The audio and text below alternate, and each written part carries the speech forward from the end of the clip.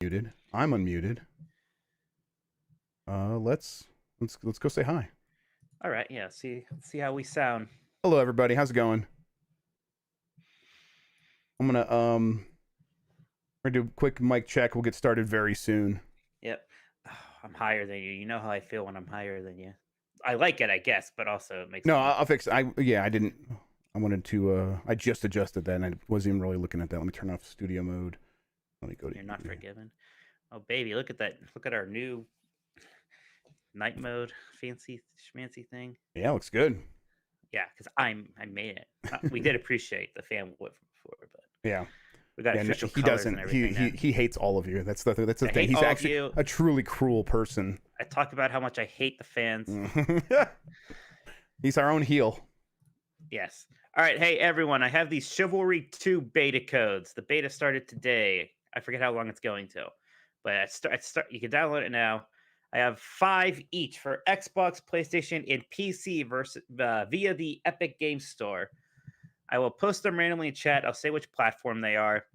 If anyone asks what these things are for, if one of you could just tell them, so I don't have to explain while potting. But yes, so 5 each. I'll probably. I might pin just something right to the chat about this. I might do that. In the chat, I can pin messages. I can tell people about that. Hang on. Well, how should I just go through all the PC ones and then the Xbox ones and then the PlayStation ones? Or should I spatter them about? I'll probably just go one at a time. Otherwise, I'm gonna lose track and I'm gonna. Yeah. Honestly, I don't know, and how dare you put any of this responsibility on me? How dare you? Well, trust me, it was a rhetorical question. I didn't actually value your input. Thank you. Actually, that's a relief. Yeah, it's gonna be PC first, then Xbox, and PlayStation is the order I'm going in here. So, okay, you're invested in one of those platforms specifically. Hey, Paul, thanks for showing up. Yeah, I've been playing. I had my own preview event for Chivalry 2, by the way, and it was very good. So you guys should want these codes. Okay. I think we're looking pretty good. We're sounding pretty good. Let me make sure NVIDIA broadcast is available in case my kids do come down.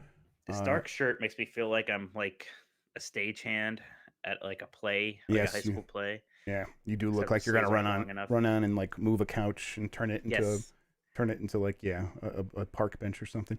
Okay. I am ready. You know what? Let me get the Jim Ryan sign in there a little bit. There we go. Okay. Mike, I'm good to go if you're good to go. Yeah, let me load up this first one here. So yeah, the PC codes are Epic Game Store. I'm like PC EGS. I'm just priming the first code here. In fact, it's so primed. There it is. Oh, all right. He's just doing it, people. He's just dropping it. So that's the first one. One for all my people here early.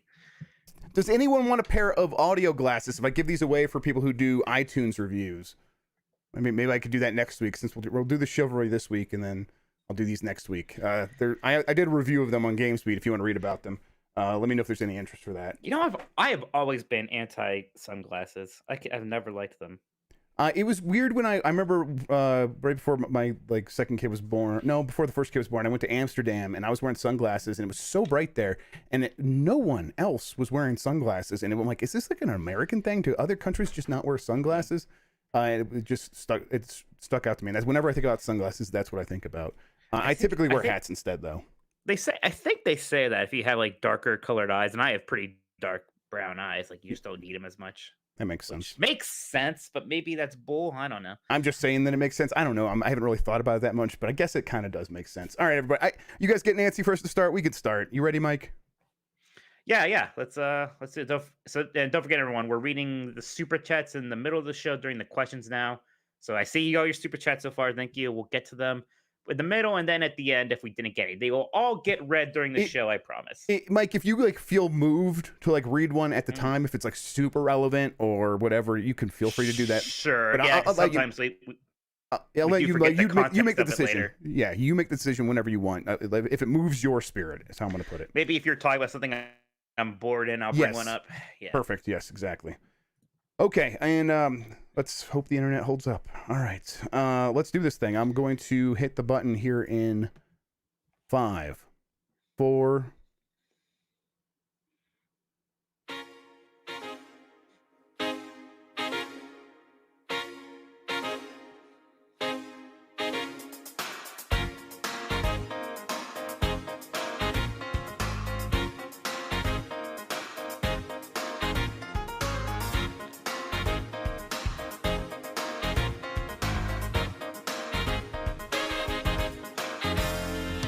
It's the internet. You're busy. Let's do this. Welcome to the GamesBeat Decides podcast, the podcast where we decide everything in the world of video games so you don't have to think for yourself.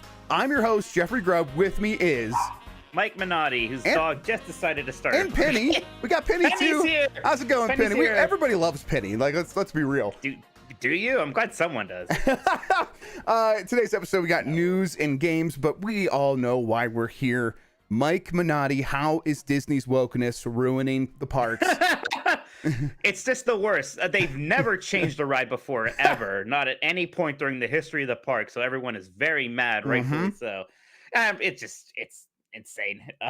But yeah, literally one of Walt Disney's most famous quotes was that Disneyland will always be changing. And every time they change something, people lose their minds. And it always is like something different, like the reasons why they're changing something. Sometimes it's just like they're greedy. Sometimes they don't care about their past. And right now the popular thing is wokeness. So they're changing it because they're woke. And they always do it probably because they're just like thinking about the future is kind of what it seems like to me. Sure. I mean, the new one now is Jungle Cruise, which is a ride that has been changed several times, like in the past already anyway. Now, the funniest one is Pirates of the Caribbean, because a lot of people are mad when they got rid of the scene where they literally like have like they raid it and pillage a town and they tie up the women and they're like doing an auction for them to sell them as sex slaves, basically, right? And Yes. It's like, and they're all like crying, and the joke is like, oh, the pirate's only like the hot redhead one, not the fat one who's going to be sold into slavery. And they changed that. That sounds like wokeness run amok, Mike.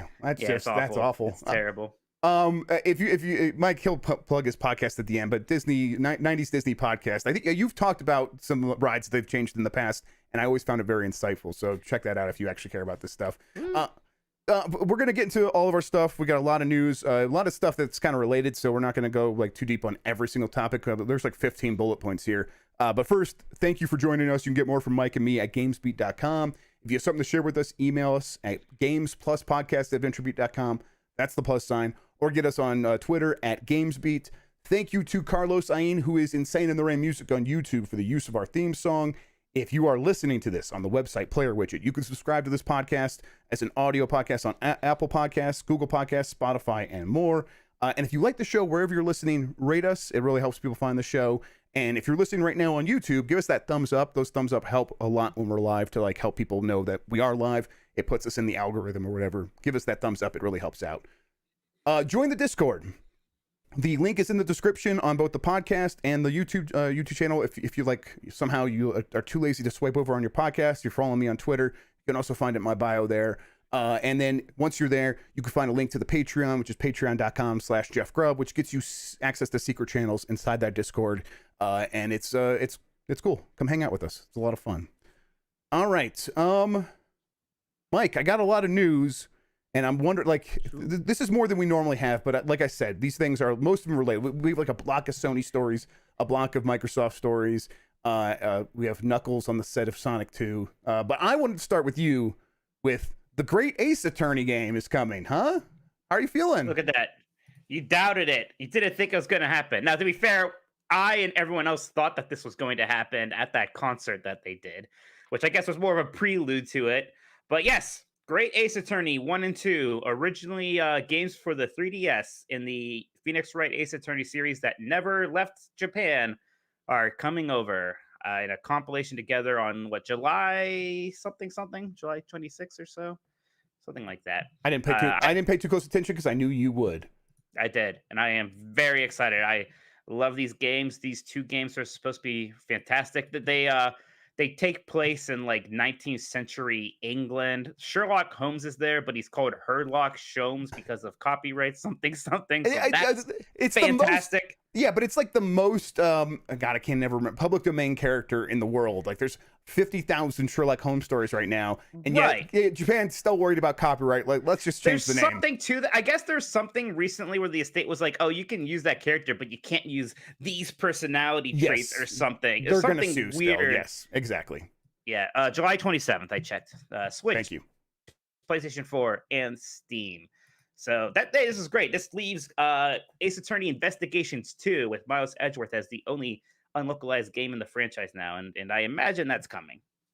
Yeah, at some point. during the time when these games were coming out, they were like DS games first, right? And Game Boy Advance games first, and we were they didn't really, get the man? Game Boy Advance Oh, versions. that's what We it was. got it as it we got the first one when it was, or the first three as they were being kind of re-released on DS was when we finally got them.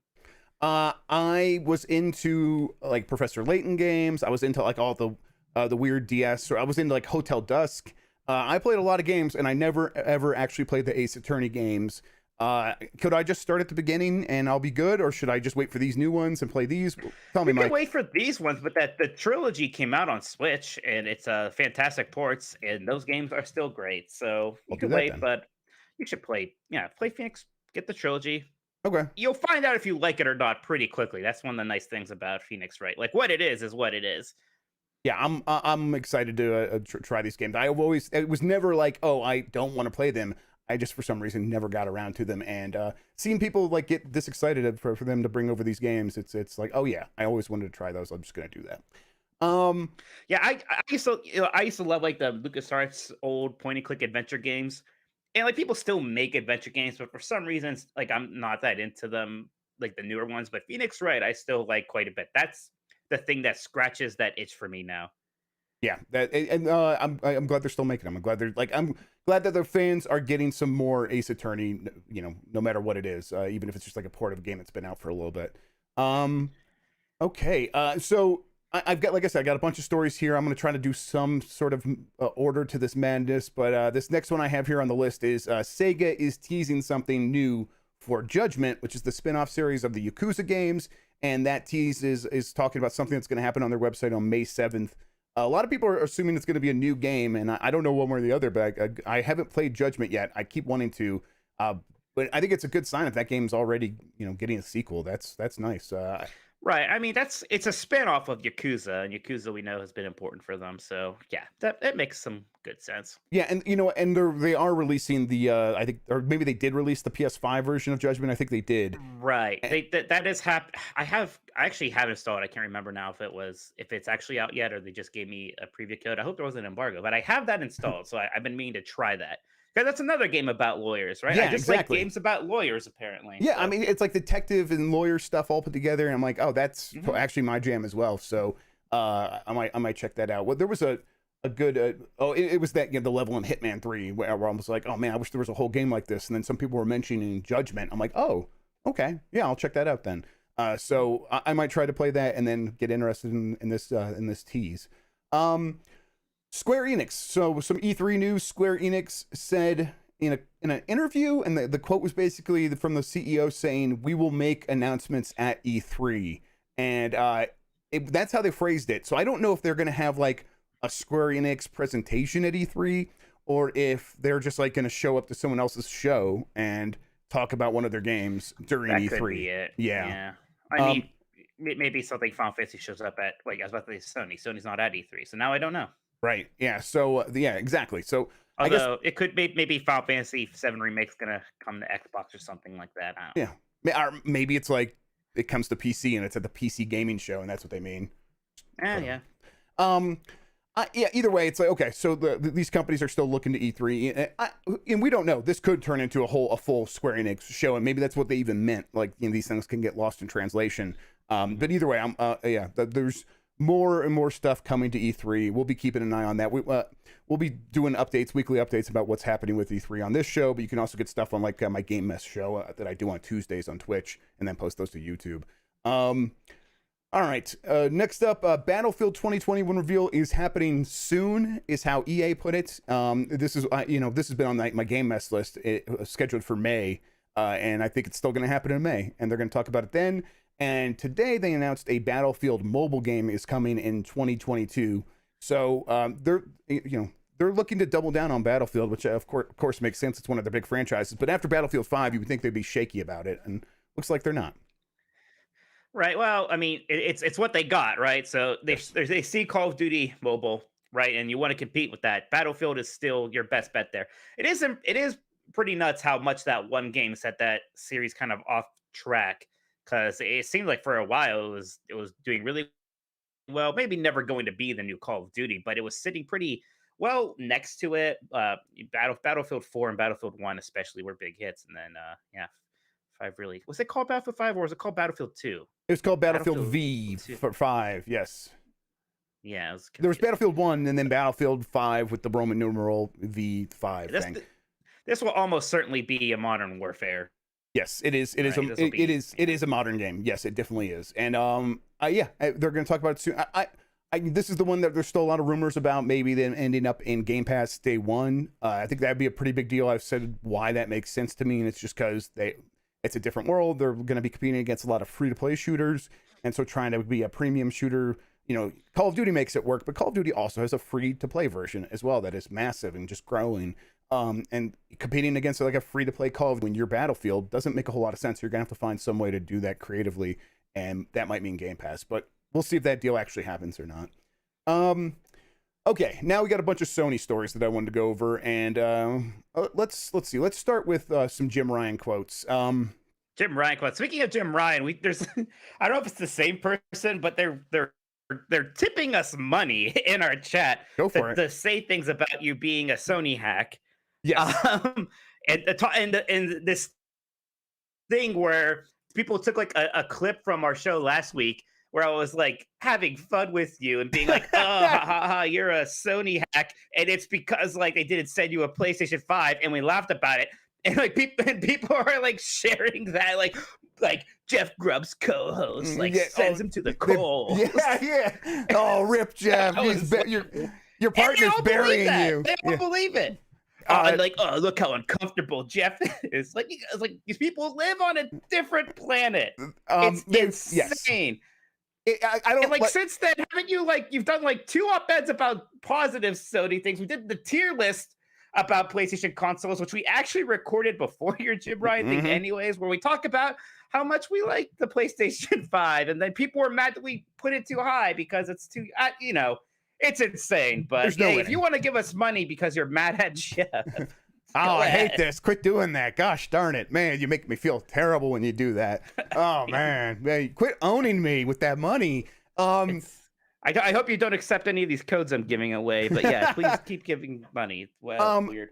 Yeah, it was really weird, and it's always a reminder, like, oh, there is just a bunch of weirdos with like caved in skulls instead of like where their brains should be. I always imagine that they're children because it makes it better for me. Yes, because, it helps. Like, I was a child, I was a fanboy of things too. It happened. I didn't have a platform like Twitter to expose myself as being, a Neanderthal at least. But like sometimes, like it's like a person with a YouTube channel, I can see that they're a grown ass man, and yeah, or they put like 1979 in their name, and I'm like, oh god, you're older than me. Oh no.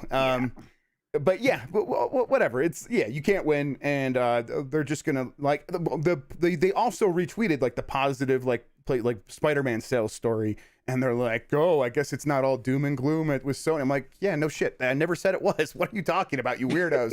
But the best thing about this is that you very clearly spend 95% of your time playing games on PC and Switch anyways, and yet like everyone associates you now with this PlayStation Xbox war.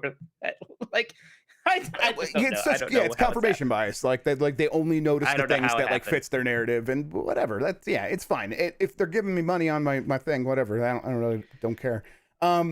Okay, so Jim Ryan quotes.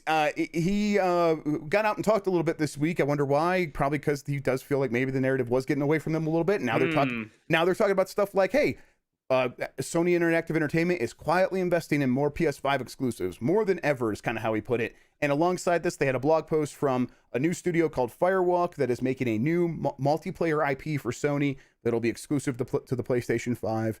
And this Firewalk team is a lot of like ex-Bungie people, people that like worked on Destiny and things like that. So in my imagination, I'm like, okay, this is probably like a PvE sort of multiplayer thing and not necessarily PvP. And that could be something that could work very well for them. But yeah, and they got up super early. Like, there's no gameplay for this. They don't have a name.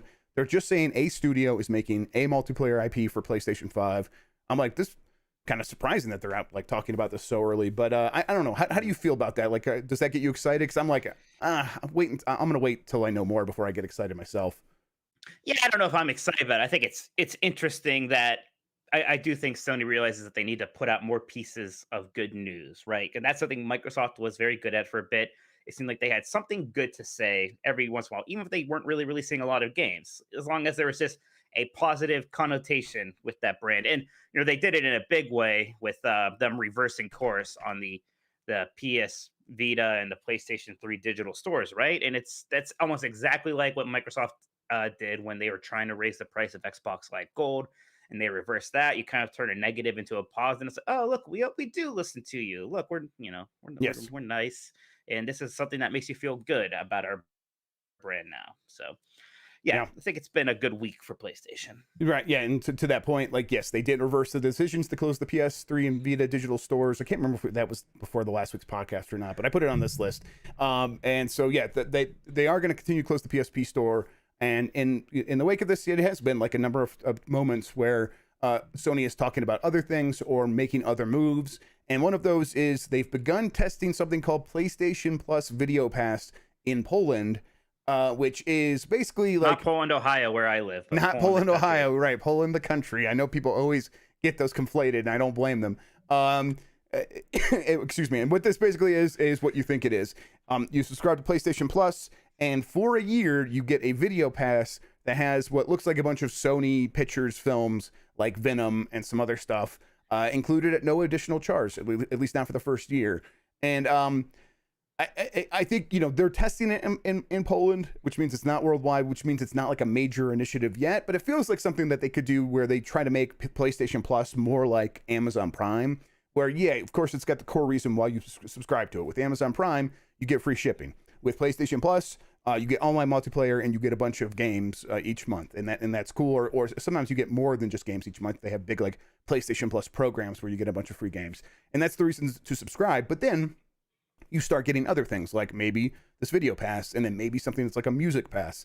Basically, they're just trying to increase the value, and it seems like this is one of their ways to really ensure that people stay subscribed to it and more people want to subscribe to it. And I also think it's the part of like what people were saying, like, oh, Sony's going to have something to counter Game Pass. I don't think Sony necessarily thinks of this that way, but I think when people look at this, they might feel that way about it. And then I wonder, is that something that like works for you? Well, I mean, I first of all, I barely watch any movies anymore. I don't watch TV or movies very much. I pretty much am playing games or like just doing whatever weird odds and ends. But it's smart. I mean, you have to use what you have, and Sony has a film library. They make movies. Why not leverage that as a way to help the PlayStation brand and to help PlayStation Plus, especially when it's maybe does start to look a little weak compared to some of the offerings that Microsoft has. So yeah, I think it makes a lot of sense. I think it's smart. Yeah, I agree. Let's see some other Jim Ryan stuff. Oh, okay. And then Jim Ryan also got out this week and talked a little bit about a unique and only on PlayStation cloud strategy that, of course, will use Microsoft's Azure. And they've been talking to Microsoft about how to do this. And then he says, when we're ready, we'll talk about it then. But it's going to be, it's going to be unique and only on PlayStation. And I'm like, I guess, PlayStation now, I guess, isn't only on PlayStation. I think you can play it on PC and phones. It used to be more places, but now PC and phones. But Mike, I know you don't care about cloud. What could this possibly be? Yeah, I mean, that's my thing here, right? Like, you would imagine a cloud thing would just be some kind of an upgrade for PlayStation Now or something. So something new and exciting, though. I don't know. Like, are we finally getting like some Crackdown 3 stuff again? Yeah. Right. So who knows? Yeah. Maybe unless it is specifically about like something really, again, I always go here because that's what I want, but like, look at this giant offering of PlayStation 1 games now on the cloud, right? Mm-hmm. Or PlayStation 2. That would be cool, but my expectations are probably out of sync there. From real quick before we move on from Sony, that Firewalk multiplayer IP, do you think that's something like SOCOM? I mean, they said a new multiplayer IP, I think, so if it's new, it's probably not SOCOM, right? Yeah, but maybe inspired by. I mean, we already had MAG, right? Maybe it's going to be inspired by MAG. That would kind of make sense, right? It seems like there's a bit of a gap in, first off, definitely in what Sony offers, but even in terms of multiplayer shooters right now for something that's like SOCOM. Sorry, I had to write down a note to myself, a title idea for this episode: inspired by MAG. Inspired by MAG. I like it.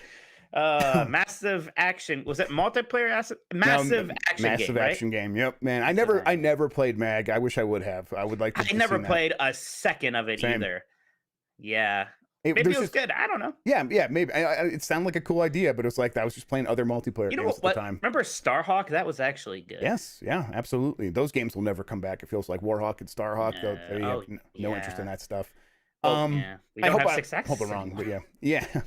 I mean, we Oh, do, God. right? Don't, like the controller Yes, it still does. can't It do totally that does. stuff, It right? has absolutely has gyro aiming. Yeah, for sure. Okay. Man, look at that. Basement Radio Arcade podcast just sent a super chat asking you thoughts on new SOCOM rumors. So yeah, maybe we should talk about that right now. yeah. So I haven't heard, but it seems like one of those franchises that does make some sense, right? The only reason it wouldn't make sense is because making a first party multi-platform, or I'm sorry, a first party platform exclusive PvP game is sort of a waste of money, right? If you're going to make any game that has online multiplayer, you'll put it on your console, but it also needs to be on PC, something they are willing to do. But at this point, it almost has to be on phone as well, something we see with Call of Duty and now Battlefield and Apex Legends, all recently getting mobile versions or planning to do mobile versions, something Fortnite. I mean, so you're going to do that, like you're going to build this up and then you have to get it working on phones. You got to get it on the other consoles probably at some point in the future. And I just don't know how much Sony would want to do that. I think a PvE experience makes more sense. But even then, I don't know, it's tough. And would that fit with SOCOM? And I don't know. I guess there is the possibility that Sony just doesn't care about that stuff and says we're just going to make a multiplayer game just for our audience, and I guess potential revenues be damned. We'll make it work. I guess if they scope it properly, it could work. I'm skeptical that any of these companies want to be working on major first party exclusive multiplayer It's kind games. of getting to now or never time with SOCOM, right? Like it was Right. never a giant beloved franchise.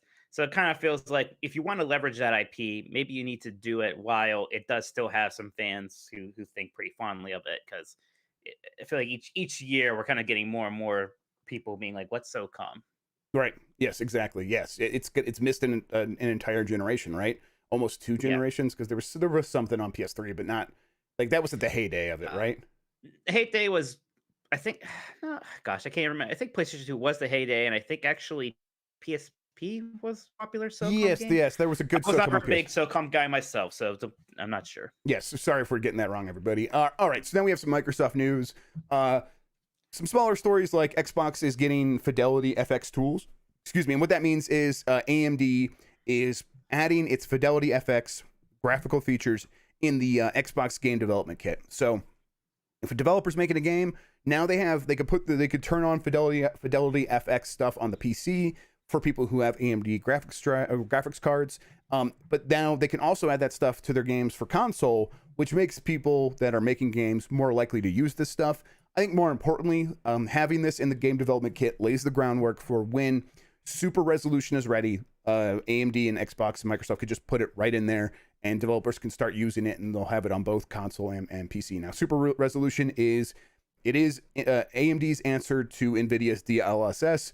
It does not use machine learning, but it's going to be some sort of image reconstruction technique that enables you to run a game at a lower resolution, make it look like a higher resolution, and that is that's cool. It's needed. It's very important for something like ray tracing, which everyone knows really demolishes frame rates. But it's cool that it's in there. It's ready to go. I think people might ask like, well, is PlayStation 5 going to get this? Is Sony going to do this? And just to answer that question before it might get asked, PlayStation 5 is not necessarily going to do exactly like this. They didn't wait for RDNA 2 features, but that's not something to like panic about. It's not something to freak out about. Sony knew stuff like smart image reconstruction stuff was coming.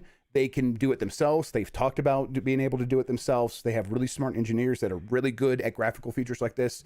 People forget, like Sony was one of the first companies to enable that checkerboarding with temporal anti-aliasing, which is a really good image reconstruction technique. They did that before anyone, and everyone else started. Everyone does that now. You'll find that in every game on PC. TAA as an option. And so Sony knows how to do this stuff. They'll be able to figure it out on their own and make it work with their hardware, and it'll probably be very good as well.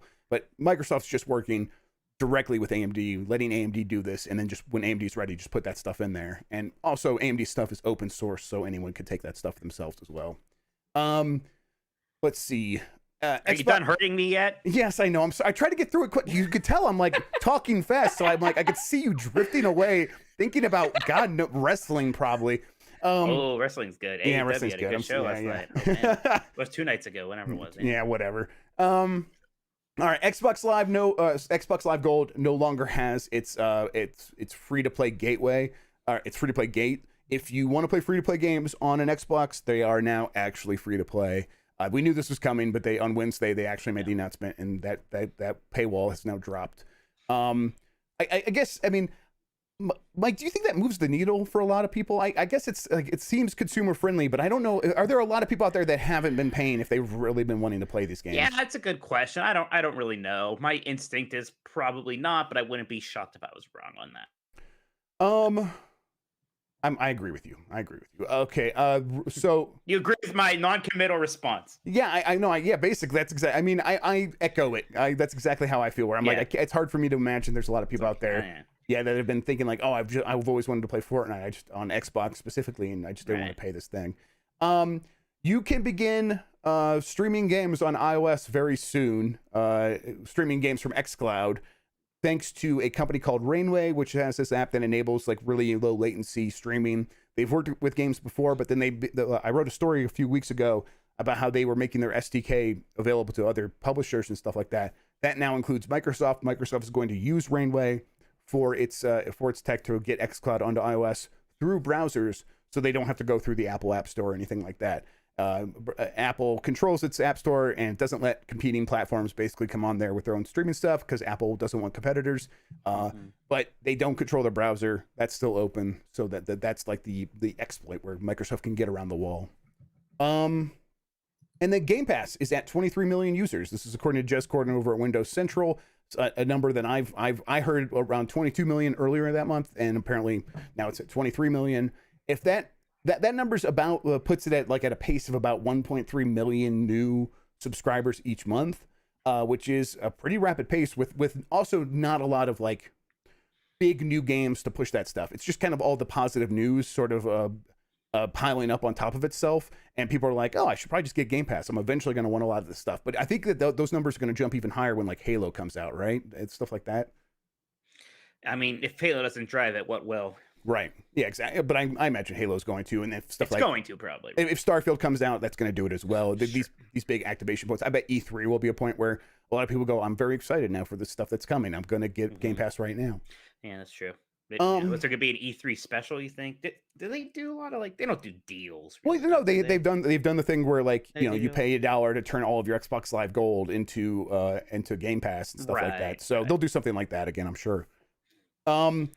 Let's see. I think this is the final Microsoft story I have here. There are more games that are getting FPS boost. I don't have them all written down here. The only ones I was very excited about was Titanfall 1 and Titanfall 2 now run at 120 frames per second. That is fantastic. That is very cool. Yeah, especially Titanfall 2, especially with all that stuff kind of coming to Apex Legends. That's more Titanfall themed. I think a lot of people are going to be interested in replaying that one or playing it for the first time. Yeah, absolutely. Okay, and then just a couple more stories to round out the news. Knights of the Old Republic remake is at Aspire, something we've heard before, but something that got reiterated this week when Jason Schreier was doing an interview. What do you think about this? Yeah, I was trying to figure out. Cause like I knew this. Did you tell me about this? Someone told me about this forever ago. Yeah, I told you about this forever ago. I think yes. Okay. Yeah. I mean, I wonder how extensive, right? Like, it's clearly not going to be. I mean, at least I don't imagine it's going to be like on a Shadow of the Colossus or Tony Hawk's Pro Skater 1+2. But it's like, I don't know, because this studio is more of a port studio, right? Yeah, really. They've made like original games like Stubbs the Zombie and like many years ago. But yeah, they recently have been doing a lot of ports, and they've been straight ports like Star Wars: the Republic Commando. That recent one was released on Switch, was released on PlayStation, and it's just a straight port of the Xbox game. And on the Switch, it's not even that good of a port. Like, it has some frame rate issues. Yeah. I don't. So like, I'm with you. Is this going to be like? Maybe the reason that the port was like bad for Republic Commandos because all the resources are going into remaking this. But I'm like, I am skeptical that it is going to feel anything like what we consider to be a full remake. I'm skeptical right now. Right. We have some high. Yeah. So I'm worried it's going to be almost like that Prince of Persia thing, where it's like a remake, but kind of a low efforty one. Even that one, right? They had to kind of go back because it Yes. was basically unacceptable to a lot of people. And this is a game that's basically from that same exact era, Sands of Time. And if you want to remake it, I think there's going to be some expectations for what that means these days. Mm-hmm. It's a big game with a lot of different assets, so it would be a big job to remake it. So I almost expect to see this, and it's going to look almost more like an enhanced port, or it's going to look underwhelming for a remake. That's what I'm worried about. What I want it to be, if they are going to do it, is something like a Crash Bandicoot Insane Trilogy situation, where like, oh wow, this looks as good as any modern game now. That's what KOTOR probably deserves, right? Is Yes. that the resource is EA going to give it that kind of resources? I hope so, but I don't know. I have one more story here. Knuckles was on the set of Sonic 2, the movie. So what are you excited, Mike? How are you feeling? You get your Knuckles teeny? Do you ever have a Knuckles teeny? I'm excited. No, I did not have a Knuckles Knuckles teeny. They gave us a lot of Sonic martinis called Sonic teenies at the Sonic birthday party at E3 the one year. So Yeah. that was great. But yeah, I mean, this Sonic, Tails, and Knuckles together in a movie. I imagine it's going to be like an Avengers moment when they're all there. It's gonna be great. Like we got a bunch of super chats. We got a bunch of questions we need to get to. Should we start doing that? You want to start reading some of the super chats, and then I'll get to the questions. Yes, absolutely. I'm actually going to put my glasses on for these. Oh, he's getting serious, everybody. Yeah, that's absolutely right. But yeah, let's for the newest one we got. I'll say that first before I go back to the bottom here. Jeff, what do you think about the supposed leaked Sony and Capcom agreement? Do you think this will become more common, and do you think this will help or hurt the image of Sony, hurt or help Capcom? I mean, okay. I mean, I think those are two separate ideas because do I think it will hurt Sony? I mean, it has, even though I think it is fairly standard. It seems like. So for people that don't know, the leak contract came out, and people emphasized some certain points. The most controversial one was this thing about parity. And so to be clear, Sony is paying Capcom money, and for that money, the agreement is that Sony will do some marketing as well. But then like Sony also gets like some benefits alongside. But mostly the benefit is the association between Resident Evil Village and PlayStation. But Sony's going to pay money for that, and a lot of times, a lot of that is also just like giving free marketing or whatever, or like spending working hours on this game. So in exchange for that, like Capcom agrees to a bunch of stuff, and one of those things is this parity clause that says Capcom can't do anything to this game on other platforms without making an effort to make sure that all that stuff is the same on the PlayStation platform. And the big issue that people took was the technical parity one. And they took that to mean that even if the Xbox could run the game better, Capcom is not allowed to let the game run better. It needs to run the same as it runs on the PlayStation. And that's not actually what is going to happen or what does happen. What ends up happening is that Sony will build the game for the PlayStation first. And then when they make the port, if the game happens to run better, or if they could do just some small tweaks, they still will let it run better on the Xbox. But they really, what they're agreeing to here is they're not going to fuck over Sony. It's basically what the contract says. Don't do anything that's going to make the PlayStation look bad. Don't do anything that will make us regret giving you money. And I think that stuff's pretty understandable. I think a lot of this stuff was overblown and just kind of misunderstands these things. And these contracts, like standard, like a lot of other companies sign these things all the time. Microsoft, I think, has used this exact sort of language before. I haven't seen the contract, but my guess is like if you were to find the one between like, all the times that Sony had or that Microsoft has had a marketing agreement with Ubisoft for an Assassin's Creed game, you would probably see the exact same clause, pretty much. So yeah. I wouldn't read into this that much. Yeah, I agree. I don't think this is nearly as interesting or as damning as people make it out to be. Even though we are such anti-Sony. Oh, at least you are, and I'm your accomplished, or I'm your exposer. Apparently, we got to burn it down. We got to burn it down. I like one more thing, but like, will it hurt? I mean, I think it's hurting Sony's image just because people aren't fully understanding it, and people are using it really effectively to say, "Oh, look how bad they are," and it's not helping that all this other stuff is kind of happening at the same time where they were closing the PlayStation store, and so people are already feeling a little bit sour. But most of this is just a misunderstanding. So yeah. Yeah, I think it's gonna go away, and it doesn't impact Capcom at all, really. No. No. From AJ, not my brother, a different AJ. Hey Jeff, hope all is well, my friend. Have you heard any juicy info about Halo Infinite stuff? Really, anything? It's so dry in the Halo community. Help them out. Get the Halo community wet. It's too dry. Oh no. I don't think it's been that dry though. Don't they do like regular blog posts? And I thought they were going to do one this week. If they haven't done it yet, it's probably coming out today. They've been very communicative. They've talked about the game a lot, and but beyond that, like there will be a blowout at E3, which is so close now. We are less than 2 months away now. I think it's almost exactly 2 months, or no, it's less than 2 months, like 50 days, and we're gonna see everything about this game. So you don't have to wait that much longer. But if you are that interested, go check out the 343 blog about this. They'll probably have some new info this week, and if it's not today, it's got to be next Friday. So yeah, just look out for that. I mean, we know the big thing's going to happen at E3, if you mean like the big stuff, right? And I Yes. understand, like I'm somebody too, those blog posts don't exactly tickle my fancy. Me neither. They're a bit dry. We want you to be wet, so you'll get wet at E3. It's very important to us that you get wet. Absolutely. Jeez. Hey, we forgot to talk about Jeff Kaplan leaving Overwatch. Oh wow, I knew I was forgetting something. Jeff Kaplan left left Overwatch. Blizzard. Mike, tell me, you know all about this Blizzard and what they do with making games. Tell me about Jeff Kaplan. Yeah, well, Jeff Kaplan's been at Blizzard for a while. He 19 years. He worked on World of Warcraft as kind of a top guy there. Then he became in charge of the Overwatch team, and he just became very popular. Like everybody loved him immediately in the community. He has kind of like this soft, like calming voice, and he can be self-deprecating in the right way. He's a meme machine, right? And we know that, we all love our meme machines. So I think it's concerning that he left because of the timing, right? We're in this weird in-between period of Overwatch 1 and Overwatch 2. Overwatch 2 is, for a lot of people, taking longer to come out than they would have thought when it was announced at the end of 2019. Then they have a new guy in there who's been there for a while. I'm sure the game will be fine, but I think a lot of people aren't feeling great about Overwatch right now because new content has basically been put on hold for the first game while they work on the second one. And that's, again, it's been dry over there. There's no wetness in Overwatch right now.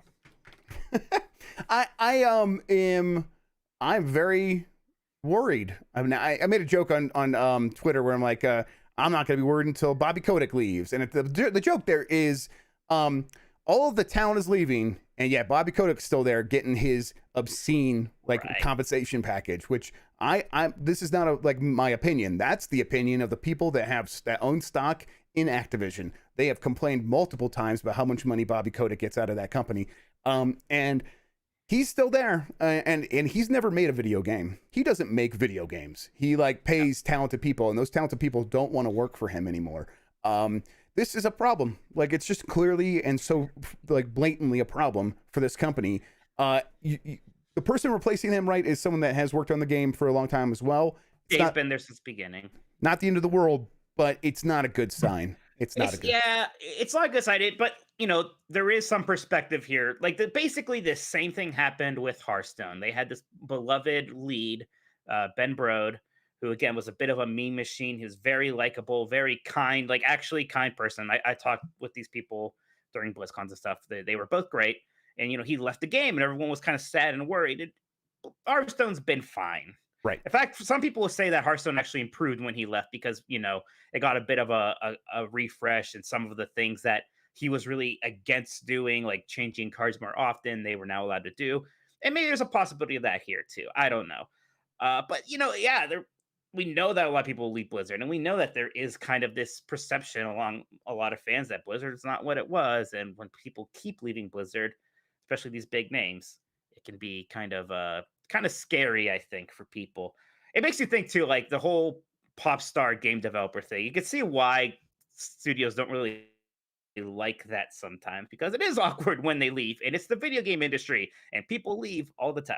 Right. Yeah, that's good. I mean, I guess this is notable because Jeff Kaplan was someone who didn't leave all the time. He was there for 2 He was there decades. for a while. So yeah, that's like the difference there, and you can't keep him. But of course, he can go anywhere. He can start his own stuff, and he most likely will. All right, yeah, let's do some more super chats. Yeah, we got a bunch. Let's get through some of these. We got Cowhand Futka, which, man, when you read it, it doesn't sound too bad, but when you say it out loud. Will Compulsion's new game be shown at E3? Any hints? I don't know. I don't know. Like E3 stuff is still in a lot of cases up in the air, and that's not to say that these companies don't know what they're going to show. It's just saying that like they haven't decided exactly what's going to be in each thing, so I haven't heard about it. And I feel like in the next couple of weeks I will start hearing about things, and maybe you can ask again then. And I'm sorry I don't have an answer for you now. True Gamer asks, hey, so Grubb that he says lol JK, but I think he should be proud to call you Grubb. What is going on with the Metal Gear IP? What have you heard or not heard on that front? Want to see this franchise return? Sounds like another franchise is dry here, Jeff. Oh my god. Yes. Yes. See if you got any wetness for Metal Gear. No, we're gonna leave this I'm one. Sorry, dry. I can't stop now. He can't help himself. Everybody, you guys have got it. We have to discourage him right now. Listen, I haven't heard anything about the Metal Gear thing. I know there's been a lot of talk about it, and to me, when this sort of thing happens, it's a lot of smoke where there actually isn't a fire. But I'm not going to say that for sure. I haven't exactly gone and tried to find out like 100% if there's nothing happening with it. It's hard to like prove a negative, if you know what I mean. And so, you know, if there's something, but if there is something happening with it, I haven't heard from like typical sources, and a lot of times I think they would know. But especially if it's like someone like Sony or Microsoft is like trying to buy that or like lease it or license it to use it, I feel like that stuff would be making more waves. Yeah. But I don't know. I guess it's possible. We'll see. I would expect something safer, like a Metal Gear Solid 1 remake, or yes. even like if there's a new game, I don't think they're going to make like Metal Gear Solid 6 without Hideo Kojima. Maybe they'll do something like Metal Gear Revengeance again, right? Yeah, something that makes kind sense. of spin-offy. Yeah, that's a good point. Yeah, so we'll see. Rocker Corey asks, at this rate, where do you expect GP to be end of year? What's GP? I can't remember. What's GP? Someone in chat tell me what GP is. I'm having like a hard time like Game Pro? I don't know. Game Pass. Game Pass. Okay, yes. So that's always like initialized as your abbreviations, people, they trip us up. Yeah. We're not smart. So in terms of, I bet they're referring to like in terms of subscribers, since we said 23 million. My guess is that, you know, by the end of the year, especially if you know, when Halo comes out, if it comes out, and then if Starfield comes out, and if it comes out, those are like two huge moments that I think will get a lot of people. So I think my optimistic thing for Game Pass would be like 35 million subscribers by then, if not more. But yeah, 35 million. It's definitely going to pass 30 million by the end of this year. So yeah. And then if you're talking about in terms of just like what's going to be available, I think they're going to try to make a lot more third-party deals. I expect them to try to do a few more before the end of the year. So yeah, I mean, of course they'll have all their first-party games as well. Basement Radio Arcade Podcasts asked Grubb, any interest in the 3070 Ti and 3080 Ti cards? Yeah, I mean, I'll once those things fully shake out, I'll take a look. I think that I'm not sure how necessary they are, but NVIDIA. What happens with NVIDIA is they get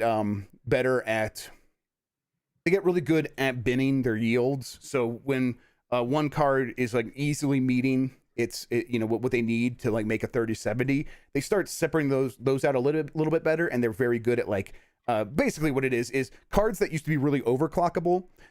They instead just actually sell those to you with the overclock built in, and now that's a new SKU, and they've gotten very, very, very good at that.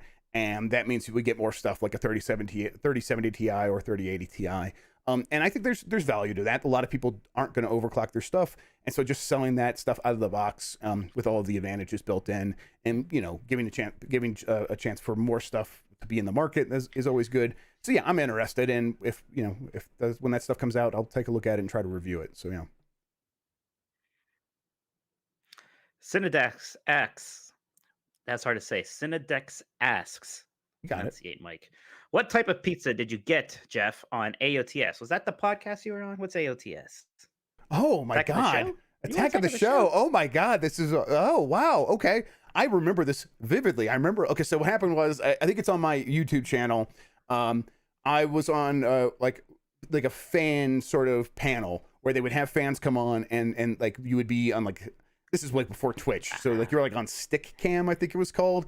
And I was using my laptop's webcam, but I was next to like 5 other like dorks, and I can't remember what the question was, but everyone answered like really poorly. Kevin Pereira would ask the question, and some kid would be like, "I like feet" or something weird like that, and then they came to me, and I like gave a coherent answer, and it's not something necessarily that they necessarily agreed with, but it was a coherent answer, and because I was coherent, Kevin Pereira awarded me a Pizza Hut gift card for like $50, and I went multiple times, and I got Pizzones. Which is basically the Pizza Hut's calzone. Hey, the Pizzone was great. I loved the Pizzone. Fantastic. You know what's so like disappointing? Like the .zone URL thing is active, and Pizza Hut doesn't have p.zone, and it makes me so mad every time I go there. Like, I'm like, you should definitely get that. Oh my God. Yeah, but check. I'll put a link to that into the description for the podcast if people want to check out that video. But I specifically right before I got on, I picked out my hair, so my hair was gigantic when I was on the camera, and it took up the entire frame. And I think what's her name that hosted? She's like an actress now, but she co-hosted that show with Kevin Pereira. She commented on my hair, and it was like, oh my God. Was that the one who was in the X-Men movie? Yes, exactly. Yes, she was Psylocke. Was that Olivia Wilde or am I making Olivia Munn? Olivia Munn. Thank you. Munn. Yes. I knew that. I was like, that thought doesn't seem right. I don't watch many movies. Yeah. Olivia Munn. Man, I want to. You know what I want right now, Mike? Pizzone. I want a Pizzone pretty bad. Maybe once I get after this, I'm getting my second Moderna shot. Oh yeah. Rise up from Moderna mummies. Oh, they closed our Pizza Hut. Oh man. Yeah, one of our Pizza Huts closed too, man. The pandemic takes everything. All right, so no, you got some more super chats, I'm sure, right? Yes, we still have quite a few more here, but yeah, Humdrum Dog 0211. Jeff, leak something. Starfield this year? Halo's gonna be this year. I mean, Halo, it's not a leak. Yeah, it's not a leak. Well, everybody, I think everyone's scared it's going to be delayed. I think that's one that should be safe. Yes, yeah, everything's still at risk of getting delayed for sure. So I think it's not a great time for leaks because, like I said, a lot of stuff is still being like solidified. A lot of companies, they're like having those meetings right now. They are deep in those meetings, so it's things aren't unsure. But I am still, let's say, in the past I've said I was like 75% confident, 80% confident they're going to show Starfield. I think we could bump that up to like 85-90% confident. Man, dang. Yeah, I think they're going to show Starfield. So there's your small little leak, but to the point where I'm like, I would probably like bet on it. Yeah, I would. Okay. So, all right, more super chats. Chaos Might says console wars are good for hype in the companies. They get brain dead fans who support their every move, even when it's bad. I'm sorry. Talking about we're ranting a bit about this whole thing that's happened. What's up? You broke up a little bit because of Zencaster messing up. But can you repeat the question? I will repeat it. More of a statement. Console wars are good for hype in the companies. They get brain dead fans who support their every move, even when it's bad. So yeah, going back to the whole thing with you being a Sony hater. Pony, yeah, or Sony anti-pony. I didn't even realize. Yeah, I thought that console wars were really not a thing anymore until you became more popular again with your leaking, and I was like, oh, no, they're still around. I mean, of course they are, right? It's human nature, I suppose, but it is bizarre to see. Yeah, I mean, and I get the idea that it's good for companies, like they want to have that loyalty, but it backfires too. Like Microsoft wasn't able to raise the price of Xbox Live Gold because it has such a loyal, loud audience, and that you can exploit that loyal, loud audience quite a bit. But when you get to points where like if you do something that you really don't like, they have a lot of power and they band together and they rein you in, and there's some disadvantages to it as well. Yeah. Alexander Dark 91. Jeff, any news about a deal between Konami and Xbox? I mean, you'd think that if Konami was going to be sold, that should have happened by now, right? They've been so quiet forever. Right. I agree. I no news. I will look into this one a little bit more. I'll ask around some, and we'll see, and then maybe come back next week and see if I have more for this. But thank you for asking, and thank you for the super chat. Carmos 1970 says, "Good show, thank you.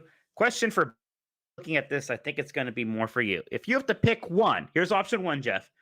PC, Ryzen X 3070X 2080 Super, 32 gigs RAM, 3 NVMe drives, or Series X, PlayStation 5, or Switch Plus LSD. This is nonsense to me, so this is all you. Okay, I think the last option was LSD, so go with the acid. Absolutely, go get some acid and just have yourself a good night. That's the way to do it. Maybe it's ISD. I don't know. I don't know. So, do you want a supercomputer? Or do you want a Series X, PlayStation 5, or Switch? If it's up to me, I mean, I want the computer. Like, that computer sounds great. I listen. The consoles are really awesome right now. You can't go wrong with them, I don't think. If you want to play games on console, go get a console. They're awesome. The SSDs are super fast. They have like. I love all the features. Quick resume on Xbox is fantastic. Something that's not on PC, even though we talk about, just get a PC instead of an Xbox. Oh, excuse me. The Xbox has some cool stuff.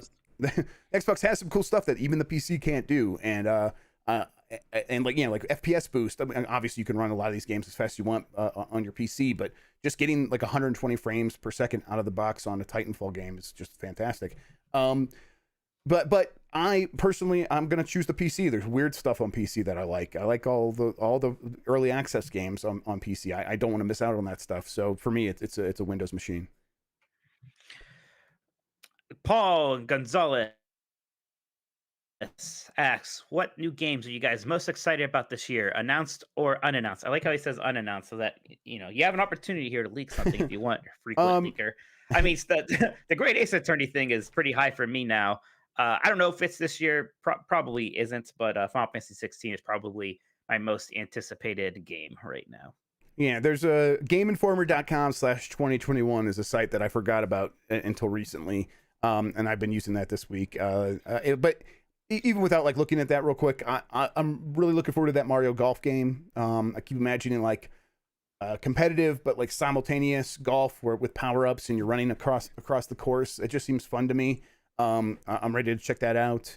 SnowRunner's coming to Switch. I'm gonna probably get it again and play it on there again. That's May 18th. And then Ratchet and Clank. Like, I want to play Ratchet and Clank real bad.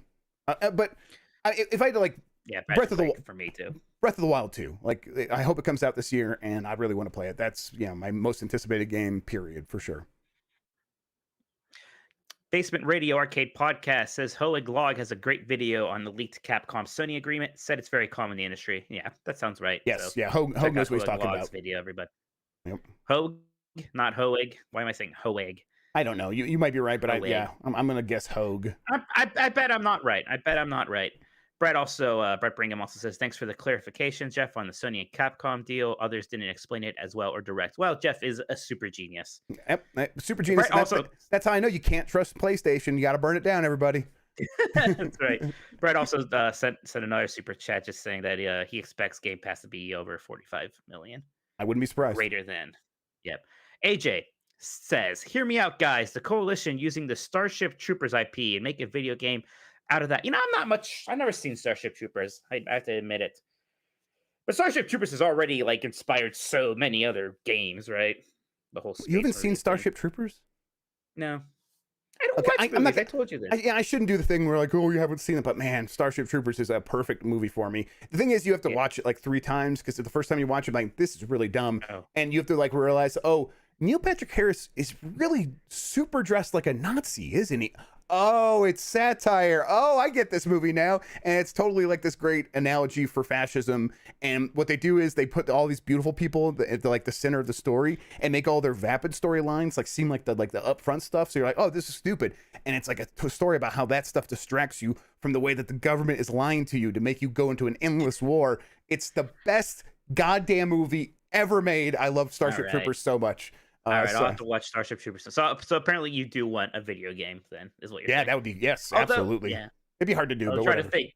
I don't think the video game would be as subversive as this movie that you're talking about. It would be cool to see a game try to be that subversive. But yes, it's difficult because people take a lot of stuff that happens in games at face value, which is what the problem with the movie too. But yeah, go ahead with the next super chat. Tyler Dory asks, any whispers about what Ken Levine has been working on, or if there's a chance we might see it at E3? I don't know. I have no idea. It's funny how much I like Bioshock, but I also don't really care what Ken Levine is up to right now. Yeah, I don't care either. I was always waiting for him to get done writing that Logan's Run movie, and that never happened. So who knows? Who knows what Ken's doing? Brett Bingham again. Thank you, Brett. Jeff and Mike, if Microsoft makes another publisher acquisition, excluding Sega and Konami, who do you think it would be? Any being announced at E3? I think there isn't going to be one, but I don't know. Unless it'll be smaller, then there's so many possibilities there that's hard to tell. Right. What about you, Jeff? Any ideas? I just don't know who would be up for sale, and I get. I mean, the other one would be Square Enix, right? You didn't say no Square Enix, but I think that that one doesn't. They're not for sale. I don't think. A lot of these companies are in really strong positions. I know Square Enix puts out some real stinkers like once every couple of years. And Avengers did hurt their bottom line and their top line in terms of like actual just revenue. But I still think most of these companies are out of the reach of Microsoft for a variety of reasons, not just price tag. And that doesn't leave a lot of options on the table. Like I don't think Ubisoft doesn't want to sell. We know that. And that would just be so massive. It would seem like it would be impossible. That would just seem, like we're getting to the point where a lot of these bigger options seem almost too big at this point. But yeah, that I honestly, I'm sorry that I don't have a better answer, but I think that's really where it is right now, where it is, there just isn't a lot of companies out there that fit what Microsoft would be able to do in terms of an acquisition. So the pickings are slim is the better way of putting it. Not This Story asks me, Mike, thoughts on Tales release date and the bit of gameplay shown on IGN. So yeah, Tales of Arise, a little bit more shown. Its release date was pushed back to September, but the good news is that it's getting like official PlayStation 5 and Xbox Series X releases at that time. And yeah, I'm super excited for this. This is another one I'm really looking forward to. I like the Tales games. I haven't played all of them, but whenever I do play them, I think they're a lot of fun. And this game seems like it's getting a bit more excitement than the series has had in some time. So yeah, I'm excited for Tales of Arise. Basement Radio Arcade Podcast just says PCMR Grubb. What's PCMR? PC Master Race. Whenever I talk about PC, whenever I talk about PC or anything like that, Brap is always on Twitter with PCMR. I'm like, yeah. I am bad with abbreviations, guys. Please have mercy on me. Chinook Guy. Chances of E3 showcase the game becoming Jeff Keighley releasing anytime soon. I like that idea. Yeah. Who's the Devolver does like a game every once in a while as like their E3 announcement. They're like Devolver the E3 showcase the game, and they have like weird mini games in there. And it's free to play or whatever. It would be cool if more companies did stuff like that and like just made their E3 presentation into an interactive experience. That would be fun.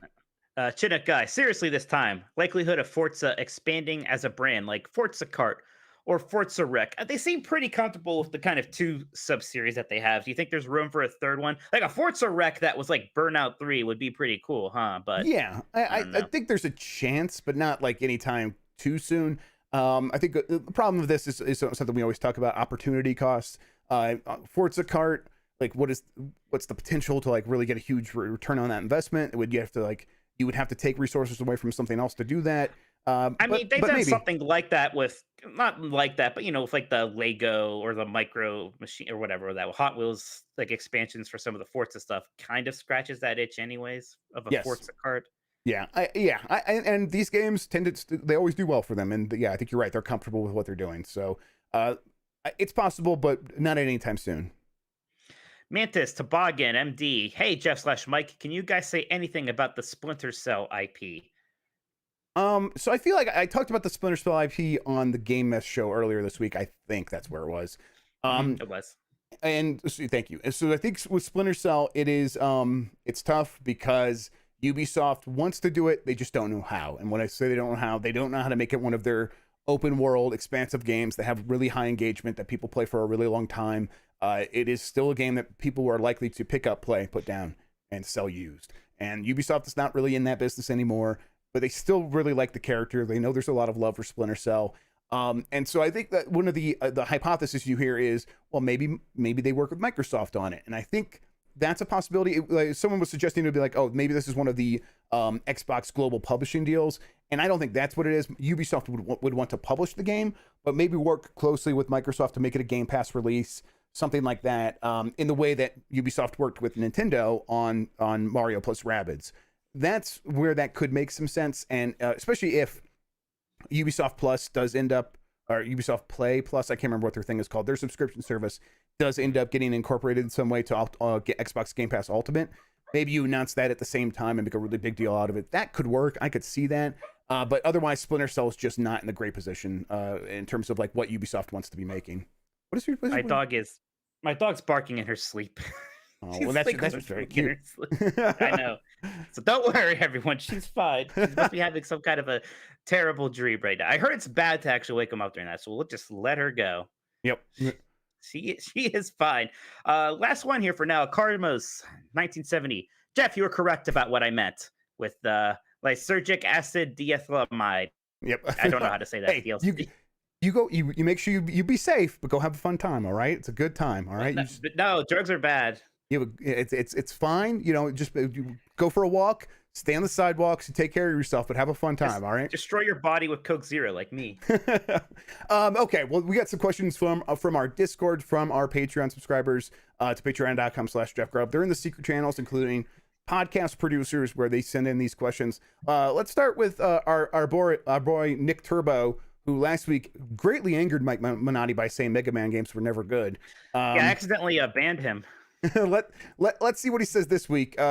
If Halo Infinite flops, will it be the end of the Halo franchise or 343 Industries? End is strong. It might be like a Battlefield 5 style setback at least. It's hard to imagine it flopping. For one thing, you have Game Pass to kind of protect against that a bit, right? That's one of the nice things about Game Pass. But if there was like whatever their expectations are, if it's on the low end of that, maybe there's a big shakeup at 343, and there already kind of has been, right? So maybe there's even more of one. It's hard to tell. I mean, you know, one thing you haven't noticed recently is announcements of people leaving 343 Industries since that like last shakeup. Seems like they're a pretty solid position. People seem to be pretty happy with the game there. They're happy to talk about the game, like proud of it, and that there's a lot of good signs. I'm like getting some optimism for that game, and I've never been a Halo guy. It's just never been my thing. I've never been a big Halo guy myself either, to be fair. I'm interested in this one though, so we'll see how it goes. All right, from another one from Nick Turbo. We got it. All right, will Xbox increase the rate of releasing games into FPS boost? I really like the program, but do not want the slow drip like Nintendo Switch Online. And he asked this earlier this week, so I think this is before we got the EA drop of like all the EA games getting FPS boost. I think they'll probably have to do something of a slow drip, but it does seem like they should increase the rate as well. I think if they do like one of these per month, with like adding like 6 to 7 to like 10 games into this, that'd be great. But I mean, they're going to run out of games pretty quickly because only so many can actually take advantage of this stuff. But yeah, it's cool that they just added a bunch more. All right, we got one from Benji Bop. Happy Friday, Jeff, unprioritized Wi-Fi grub, and Mike, the Jeff enabler Minotti. True. Let's see here. Okay, well, it's nice to see Sony listening to consumer feedback. When do you think we see some permanent solutions to some of their problems? Instead of not closing the PS3/Vita stores, where is backcompat? Instead of a 15-step guide on how to transfer your Avengers PS4 save, where is smart delivery style features? Instead of adding limited external hard drive support /features, where is M.2? That's NVMe and stuff. And he says, have a good weekend, y'all. So I have some thoughts about this, Mike, but I mean, do you want to start? Do you have like No, I want to hear your thoughts, Jeff. Yeah, so my thoughts is that I think it's very difficult for Sony to want to prioritize any of these things, and that's because if you bought the box to get to these points where these things are a problem for you, you already spent the money to buy the PlayStation 5. They already got your money. They already know you're in their ecosystem, and they know that while these things might frustrate you, like issues with transferring your PS4 save for Avengers, they know that your response to that isn't going to be, well, now I'm going to go play on Xbox for the most part. It's just not enough to push people away. So they know they're annoying you, and they are like, we have bigger fish to fry, better places where we can be spending our time and resources. And if we get time to fix these things, which eventually by this summer they're going to have like NVMe support for the PlayStation 5 like internally, so you can expand your storage. But they know in the meantime that you're not like going to go run out and get an Xbox instead if you're someone who is dedicated to their ecosystem. It's just not enough to push you away. So for the most part, they're just going to say too bad and live with it. And that stuff starts to pile up, but I'm not like super hopeful that they are going to suddenly flip a switch and be like, we are anticipating problems before you even have them, and we're getting rid of everything. We're going to make you so happy about all this stuff. They're going to focus on exclusives, stuff that get you to buy the box in the first place, and then these minor problems that pop up after you own it, that's just not going to be prioritized. Yeah, I agree with you. So, oh wait, hang on, let me see who this is from. This is from Low Rule Legend. Have you heard of the new Donkey Kong Country rumors, and is there any truth to them? Same for 2D Metroid. So I heard the Donkey Kong Country rumors when I was on the Xbox Era podcast. Special Ed told me about them then, and I have been able to confirm it myself. I think it makes some sense. Obviously, it's not Retro doing it though, and that's my thing. I don't know who would be making that game. And the 2D Metroid, right. I think that's real as well. So like a new 2D Metroid game, mostly just because Mercury Steam, is that the name of that developer? I think that they would, the ones who did Samus Returns or yes, yeah, Samus Returns. Yeah. Samus Returns. I think they probably just immediately started working on a Switch game. So yeah, I expect that to be real as well. All right, we got 4 more. Let's do this other one from Benji Bop. I like he always gives us nicknames. Happy Friday, Jeff. 3 out of 5 Grubb, and Mike, best opinion on Ori games, Minotti. See, I gotta expand it. Someone did the math that Cyberpunk only had $2.17 million in refunds, and unless that doesn't account for January onward, or my math is wrong, that would equate to 98,000 copies refunded. Is this just another example of the hardcore gamers being the vocal minority, kind of like Sword and Shield boycott? Thanks as always. Have a great weekend. Yeah, we didn't really talk about this, but we did find out some sales numbers and stuff for CD Projekt Red games. Yeah, and the most interesting thing here is, not that many people refunded the game, and it's surprising, and maybe it shouldn't be. Like, refunding is sometimes a hassle for people, and a lot of them just aren't going to bother to do it. Especially if there's some hope that, it's gonna get fixed anyways, I may as well just hold on to it. I don't want to have FOMO and all that stuff. So it's surprising. It makes some sense though when you think about it. Yeah, I think 98,000 copies refunded is still quite a lot, I think. But obviously it's not like detrimental to the point where the company is falling apart or something like that. But I think this came from Michael Futter, as someone who I trust, and imagine that this is probably pretty accurate. Yeah, 98,000 copies is still a lot, but most, like Mike says, most people aren't going to go through the effort, and so even the fact that they got that many is pretty surprising. But I think CD Projekt Red is going to be able to rebound. I know its stock collapsed. I was going to put that story in there. I didn't take the time to really track it down, and I kind of wanted to wait and see, because I know that when you immediately report your earnings, a lot of times stock markets have knee-jerk reactions, and it's not very informative. I want to see next week if that stock rebounds, and then maybe we'll talk about it then. Sounds good. Let's see. With the latest Apex teases directly referencing Titanfall 2, a lot of people think a Titanfall 3 announcement is right around the corner. But EA said they are committing to Apex Legends as their multiplayer shooter for the time being. And they also dedicated a studio to the game that is just now starting to put out big content updates. If a Titanfall 3 is closer than we think, wouldn't this just be another example of EA screwing over Respawn and cannibalizing their game? And to be clear, I do want a Titanfall 3. Just want to see Apex breathe a little bit more. Thanks as always. Have a great weekend. Titanfall 3 is probably not closer than we think. It's probably... I'm still like, I don't even know if that's a thing, to be honest. I think that they're leveraging that brand a bit more in Apex Legends now, because why not, right? Apex Legends has been around for a while. It's still popular, but you are at the point now where you are looking for things to do.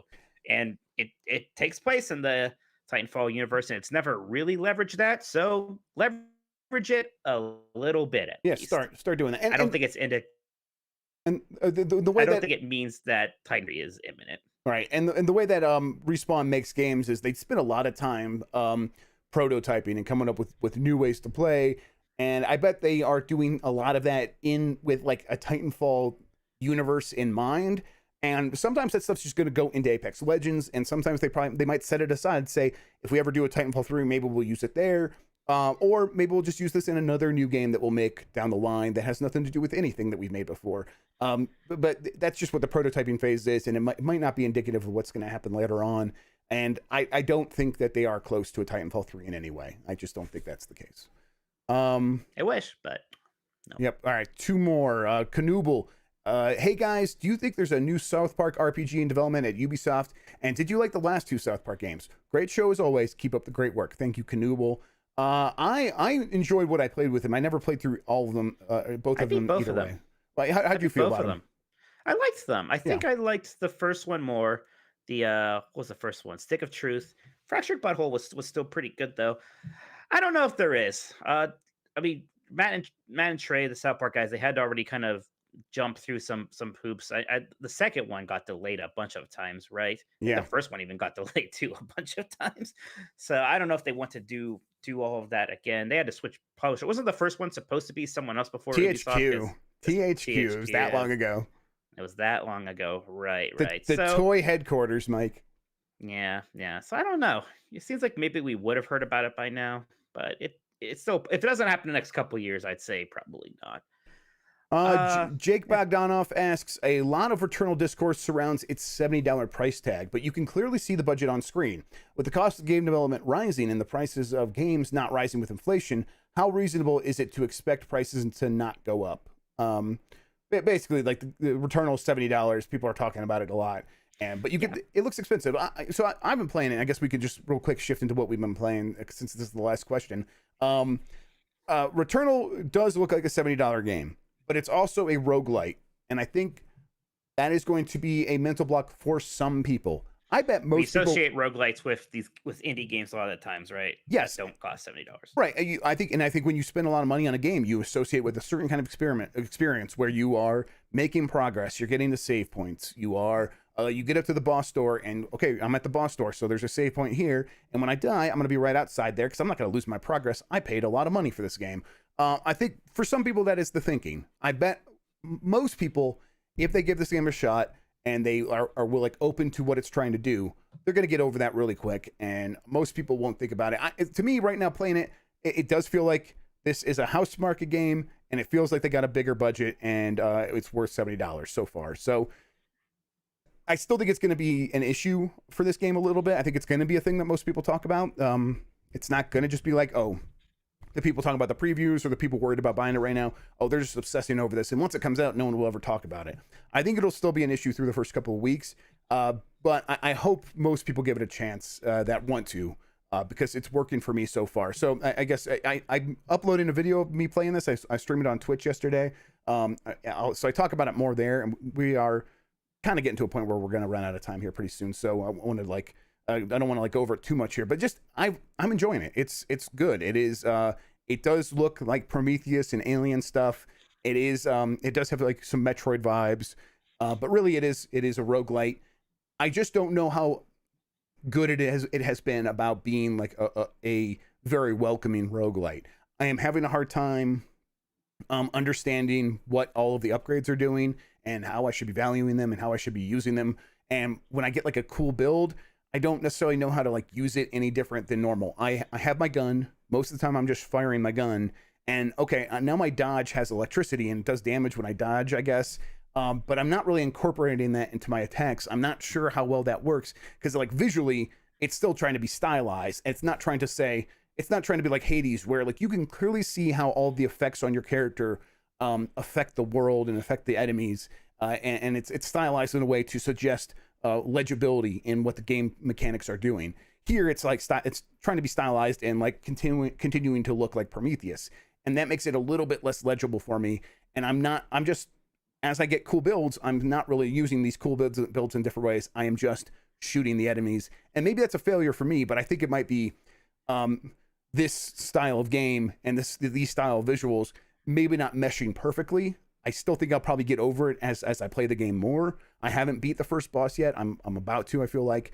But that's also what these games can be like sometimes. Early on, you have to learn the way it works, and you have to take that time to actually learn it.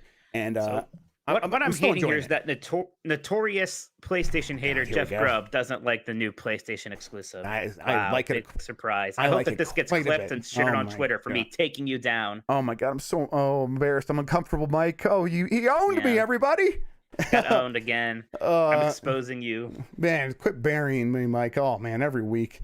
I think that I am going to end up quite liking this game. I can't review it yet. This is still the preview period. But so far, I want to keep playing it. I just want to keep playing it, and it's doing that enough to the point where all these other issues where I'm like, oh, I'm very used to Hades. I'm used to Dead Cells. And it did take time to get to the point where I was used to those games. I imagine I'm going to get used to this one as well and really enjoy it. And it's not like I'm not enjoying it right now. I'm just like, I feel like a baby brain. I feel like someone who doesn't quite understand the game yet. And that's a little bit frustrating. You are a bit of a baby brain. Yeah. But as I get through each run, I'm learning more each time. And so I'm clearly progressing like as a player. And that's what roguelites are all about. And it's still working for me. And I do want to keep playing it. And that's like the hardest part for these games to pull off. And this one's pulling it off. Sounds right. I mean, I am interested in this, but yeah, the next roguelike after Hades was always going to maybe have a little bit of a problem comparing itself to that game. And I think I'm gonna have to like kind of step back and try to look at it in a wider context and not just compare it to Hades. But that's me for Returnal. Like I said, I'll have a video going up soon. I'll talk more about it soon. And when I review the game, I'll have some like final thoughts where I can actually like explain everything about the game at that point. Mike, how about you? What have you been playing? Well, I did get a review code for Nier Replicant, although I didn't get to like play as much of it as I liked. I didn't beat it or anything, even once. Those games have multiple endings. But yeah, I mean, I am enjoying it so far. I played Nier Automata and liked it a lot. Or is it Automata? I can never tell. But yeah, it's definitely in that style. If you liked that sort of what's that guy's name now? Yoko Taro. Yoko Taro. He is actually great. He is the best interview I've ever had in my life. He was so. What's great is that he's. I don't even want to say offbeat because that seems weird. He's not like an auteur, right? But he is. There's something different about him. It's not just because he wears the mask. He's very sincere, which is great. He's self-deprecating. It was funny because Final Fantasy 14 added a new raid that's based off of Nier. It's the third and final one of those that they did. And I was playing through it, and I was like trying to remind myself about something about 2B. So I went on the Wikipedia for 2B, and I was reading it, like her story, and it included stuff from my interview with him. I was like, oh, that's weird. Huh. That's me on Wikipedia. That's always fun. Yes. But it was about specifically, I asked him, like, oh, do you feel pressure to add 2B into your next game? And he was like, maybe I'll just have her be a bug. Okay. Oh, Yoko Taro. I mean, it's. I like all the interviews with him too. He does seem very interesting. But this game, I didn't like Nier Automata, and I know I'm a bad person But you for won't that. like this. And I won't like this. Okay, You won't like this. But it is more of that. It is still that. Okay. It is still that, and a lot of the interest of it comes. Like in the beginning, your parts of the game are almost the least interesting because that's when it's basically just an action RPG. Right. And the games get fun when they get real, again, subversive and weird with the multiple endings and they kind of go to unexpected places with the story and they always get darker than you're expecting. So that's when these games get fun. And I'm sure I'm going to have a better time once I get closer to that part. But I've also been playing MLB The Show 21 on Xbox, which it sure is weird opening up that game and seeing like Sony Presents and all that stuff. Mm-hmm. I think the last time I felt like that was when I played Sonic Advance on the Game Boy Advance, right? Because that was the first time Sonic was on a Nintendo system. So that was weird. But yeah, I like the series. I don't play it every year because, it's annual sports franchise, but this really is the only one of those that I do play. And every time it's fun. It's great. I like baseball. This is by far the best baseball game still. So I like Super Mega Baseball. You ever played those? No, it's not fully licensed, so it's not going to do it for you if you like want to play as the Indians or whatever. But it's good. But I haven't have it installed, and I'm going to boot it up and give it a try. I'm excited to at least get in there and give it a shot. But it's just the idea of a PlayStation Studios logo on Xbox is the most bizarre thing still. The onboarding is really nice on this one because there's so many options in the game, and it does a good job of like how do you want batting to work? And here are like the 4 ways it can. You can try each one out immediately and see which one you like. So it's good to do those. It's good to play that first exhibition game, so you kind of have a feeling for it. And I like Road to the Show, where you just make your player. Oh, that's right. I made so. When you make a player, there's all the presets for like the names, right? And you can name them anything, but the announcer only has so many options. And Minotti is not one of them, but Grubb is. Oh no! So what my have you picture done? is you. Yeah, it's you. I'm playing as Jeff Grubb. Oh my god! I would share it, but it's not an incredible likeness because I'm not patient enough to try. But he has a lot of hair, so he's got that going for him. That's all that matters. As long as you get that, everything else will fall into place. So wait, so when you come at the bat, they say now batting Jeff Grubb. Yeah. Okay. Oh yeah. They said them. It's hilarious. I gave him the only number I could think to give him was 8 because he never shut up about Star Wars Episode 8. So. No, that's the number I would have chosen, and the reason why. So perfect. Oh, okay. Yeah, that's so very good then. But yeah, it's I want to see it now. I know you said it's not like this, but I feel like I deserve to see it. I feel like. I think I took a picture of a home run at some point, or video of it. I'll share it at some point here. Nick Turbo in chat is laughing, saying he must have the worst stats. How dare you, Nick Turbo? Well, they start you off on Road to the Show as like a what's it called, 2-position player where you're batting and pitching, which isn't very realistic. And I pretty quickly was like, I just want to be a pitcher. That's what I think is fun. So you're a starting pitcher right now for the White Sox's development league. All right, Double A, yeah, the Barons. So hopefully you have a long, healthy career in the majors ahead of you. You know what? I'm just saying that makes me want to go get a Barons jersey with Grubb on it. So number 8. I might look into that. Yeah, I might look into that. That'd be cool. Oh my god. Anything else, Mike? Just that Chivalry 2. I gave away those codes for the beta this weekend. I did a preview event for it. It is very fun. I completely missed out on the first Chivalry game. This is basically like the team deathmatchy first-person shooter, but instead of shooter, it's medieval weapons. Right. And it's great. It's a lot of fun. It has a mode that reminds me of that kind of galactic assault mode from Battlefront 2, the Star Wars game, where like the one team's on offense, the other team's on defense, and there's all these kind of like different objectives and phases. Like at first, the offense is pushing these like siege towers to the castle walls, and the other people are trying to stop them. And by the end, you're trying to kill the lord of the castle, who is controlled by some random player. So it was a lot of fun. I enjoyed it way more than I thought I would, and I'm going to be playing it more this weekend during this closed beta. I'm going to install it because you gave me a code as well, so I'm going to install it and I'll try to play it this weekend. I like Chivalry 1. Are you going to actually play a video game with me? That's what I'm saying. I think I might try to play a video game with you. So if I get on, Wow. So if I get on, I'll let you know. But the thing about Chivalry that I always remember is there was a video of people falling down in Chivalry, and people would get stuck in the falling animation, and when they would fall, they would scream and they'd go and so they would just do that nonstop. And there was a super cut of it, and my wife would watch these and just crack up. It was the funniest thing in the world to her. She just thought it was hilarious. These men just screaming as they were falling and like flailing over like 5 feet over the ground or something like that. It was it's pretty good stuff. I hope they kept that in this game for sure.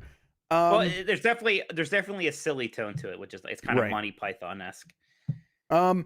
All right, but that's gonna do it for us. I know, I feel like we try to shrink down what we've been playing segment because we got so much else happening in the show these days. I think it's what people are least interested in. I'll be honest. If you think differently than that, let us know. But I'm not going to talk to you 30 minutes about the controls of Chivalry or anything. Right, exactly. Yes, and I think if we were gonna do something like that, we might as well just do it while we're playing the game, right? We did get one more super chat since the section, so let me have it.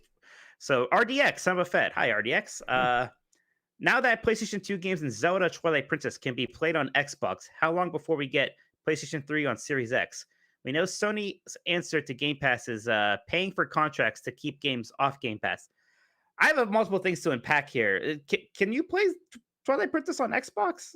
So it's that not backwards, but it's that if you pay the money, like Bleem, the developer mode. If you pay the money to turn your Xbox into the developer mode, you can install your own software. That means you can install emulators, and the emulators run really well on Xbox Series X or S. And I think Dolphin is up and running on the thing, so you could run like a GameCube and Wii games. And Twilight Princess is running, so yeah, you could totally play Twilight Princess on an Xbox right now. I wonder like what PS3 emulation would be like. I think the thing with PS3 is that That emulation is very good on PC, and it's not as good on other platforms.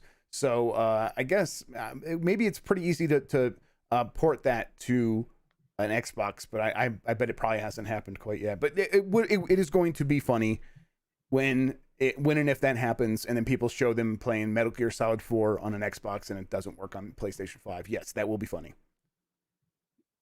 Well, all right. I think that's it. I'm ready to get out of here, Mike. How about you? Yeah, I've got to go get my second Moderna shot. Moderna mommies, let's go. Filthy Moderna mommy. Pfizer fuckboy here saying, go to hell, you Moderna mommies.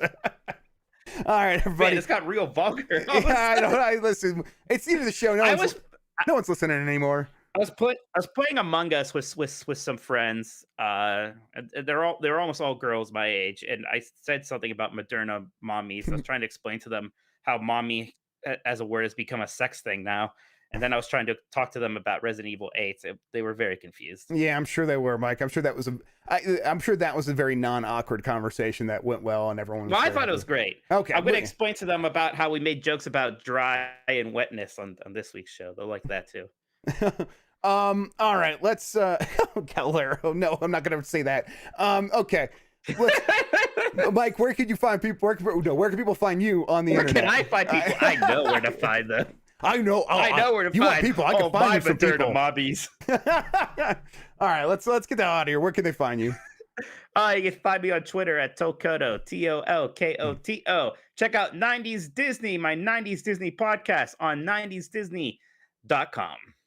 I'm Jeff Grubb on Twitter. I am Jeff Grubb on Twitch, where on Tuesdays I have begun streaming my Game Mess show live on Tuesday mornings. I'm gonna keep up that schedule, and then like I said, other times I will float like a second show during the week, where if big news happens, I'll do a second show. Haven't had to do that yet, but it's only been 2 weeks.